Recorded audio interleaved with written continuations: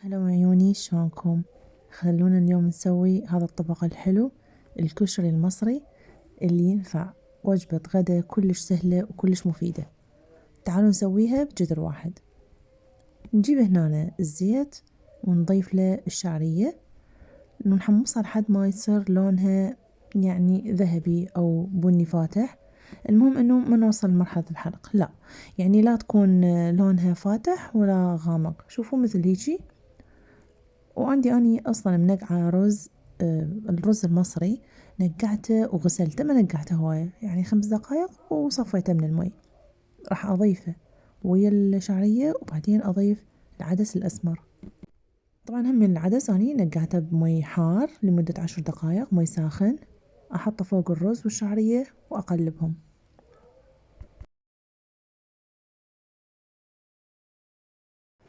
ونضيف البهارات، طبعا هي كلش طيبة تطلع إذا ضفنا لها مكعب مرق الدجاج الماجي، بس ما كان عندي فضفت بهار عادي، يعني حطيت كاري، فلفل أسود، كمون، وآخر شي الملح طبعا. وحطيت بهارات مشكلة، تقدرون تضيفون النكهة اللي تحبوها، كلها تضبط، بس الماجي ينطيها نكهة. ونضيف المي مثل ما تشوفون. وطبعا نسيت أضيف المعكرونة. أضيف المعكرونة تقريبا همينة نص كوب من المعكرونة، حبيت أضيف هذا النوع الصغير كلش شكله حلو ويا الوصفة.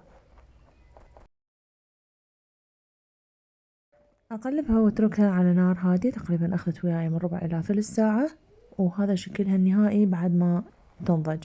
شوفوا شلون كل الرز مفلفل ومو معجن، لا كله حلو هيك مثل ما تشوفون، والريحة تخبل. بهالأثناء أجيب بصل أقطعه شرايح، طبعا المفروض يكون بصل أبيض بس حطيت بصل بنفسجي، ما كان عندي أبيض. حطيت له نشا وملح وأقلب مثل ما تشوفون. أجيب زيت وأقلي بزيت، المفروض يكون الزيت حار. نحط البصل بالزيت ونقلب لحد ما يصير اللون ذهبي، يعني لونها ذهبي بني، وتكون الشرايح مقرمشة. احنا حطينا نشا حتى يساعد شرايح البصل انه تقرمش وياي. من يصير لونها بني او بني فاتح، همينة مريت احنا نحرق البصل، راح احطها اما بمصفي او على ورق تنشيف، ورق الفاين، حتى تظل مقرمشة والزيت ما يطري لي اياها. بهالأثناء حجيب صينية وأحط بيها الكشري اللي سويناه، وأحط عليها الصلصة الحمراء، راح أكتب لكم مقاديرها أسفل الفيديو،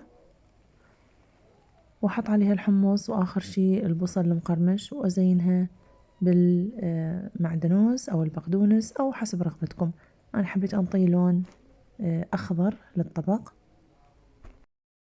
إن شاء الله تكونون استفاديتوا من هاي الوصفة وتجربوها وتعجبكم. لا تنسون اللايك والاشتراك بالقناة، وشكرا لكم.